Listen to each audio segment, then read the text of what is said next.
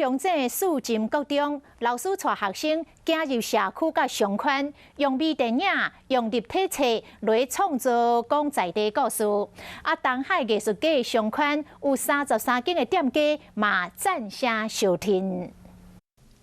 精彩立体册配合彩画图，和店有无共款的感觉。为了深化学生的学心，甲连接社区的情感。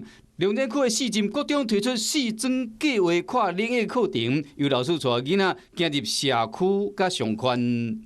今年的课程甲东海艺术家商圈合作，有33间店参加，用囡仔目睭去看，以商圈的店为主角，讲出感动人的故事。